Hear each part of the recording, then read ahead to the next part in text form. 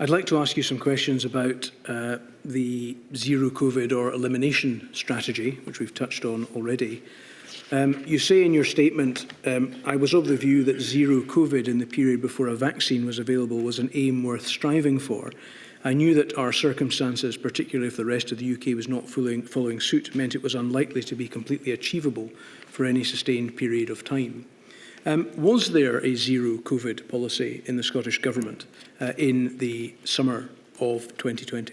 There was a maximum suppression strategy. I think the phraseology that was used, and it was in, if not our first strategic framework, then later iterations of that was suppressed to the lowest possible level and keep it there. It is undoubtedly the case that we would have colloquially used terms like zero COVID and elimination, although emphatically not eradication, which was a very different concept, to describe that strategy in shorthand. Basically what we and I was articulating, I on many occasions explained this at briefings and in response to questions. At no point was my belief that we would get COVID to a level where it was eliminated and went away. That would take a vaccine. But in the days before a vaccine and before effective treatments, when COVID, the direct harm of COVID was so severe, we needed to suppress it as far as possible, both to protect life, but also to create the conditions where we could start to safely open up the economy and society, and that the best way of achieving maximum suppression was to try to drive it as low or as close to zero as possible. And that was the position of the Scottish Government, certainly throughout the summer of 2020. That strategic objective changed later, I think around about the spring, early summer of 2021, when we got to the position where growing and significant numbers of the population were vaccinated. On the 14th of April 2020, the Scottish COVID Advisory Group provided a formal advice entitled Lockdown Review, in which the government was advised that it was the group's advice that in the context of there being no vaccine or specific drug treatments available to prevent or treat COVID-19, and to quote, we do not believe that it will be possible for the foreseeable future to eradicate the SARS-CoV-2 virus, henceforth virus.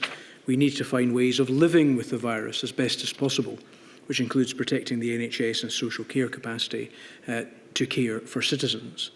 Around this time, what planning did the Scottish Government have about the prospect or the requirement that had been advised by the COVID Advisory Group that there would need to be found ways of living with the virus? We were already actively planning for that, and in fact off the back of the kind of advice that was coming through, we published in late April 2020 our strategic framework for decision making. There were other publications with more detail on that through May, and then of course at I think on the 28th or later in May, round about that time, we published the route map for exiting lockdown, which set out different phases of lifting the restrictions and therefore opening up and starting to live with the virus while keeping it, to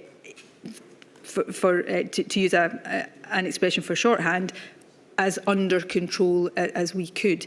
The word eradication appears in that advice. I just want to stress it was never, eradication and elimination mean very different things.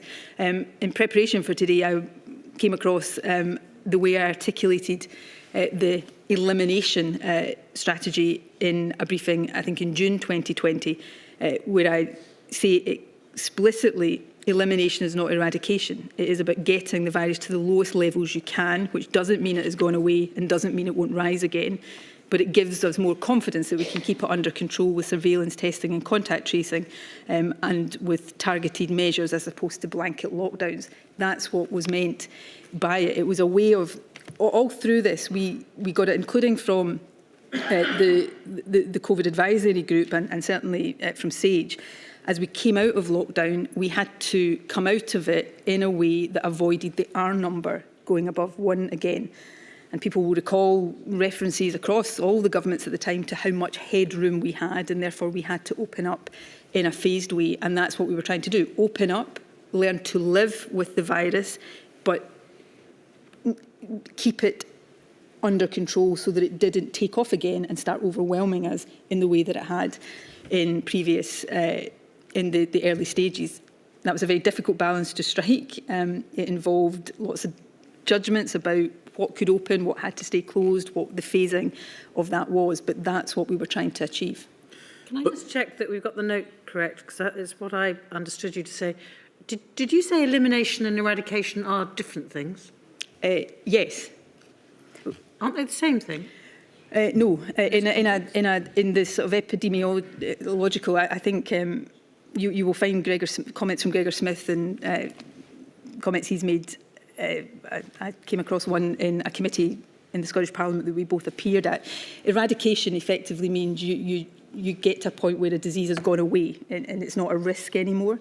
With COVID, that was likely and understood likely to only come with vaccines. Elimination was effectively, you know, as I put it there, it doesn't mean it's gone away, it doesn't mean it won't rise again.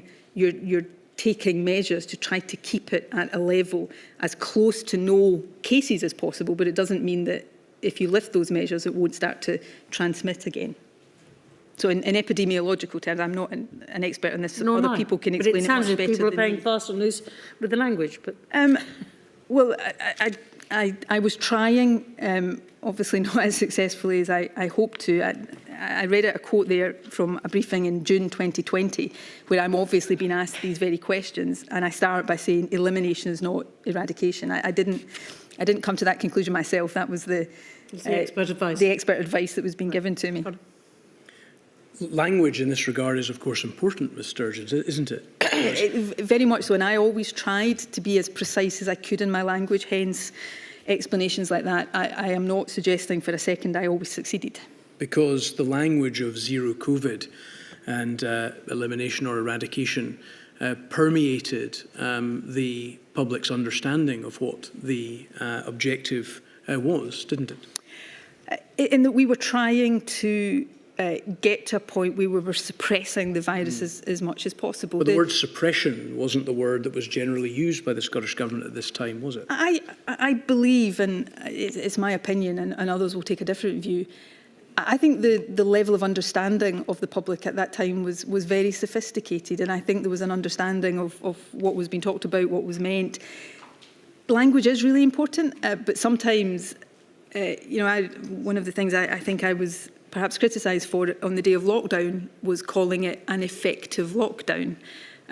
When the Prime Minister at the time didn't use the term lockdown, I took the view that we needed to communicate with people in language that they were using themselves, that they could understand, that we could then make sure was defined. So I think there was an understanding of what was meant by that we couldn't make COVID go away, but we could keep it at levels that wouldn't overwhelm us, get contact tracing and surveillance and testing back so that it was allowing us, as for much of 2020, from through the autumn of 2020 before the Alpha variant came, we managed to do through particular outbreaks, outbreak control, then the levels system that we used for a period.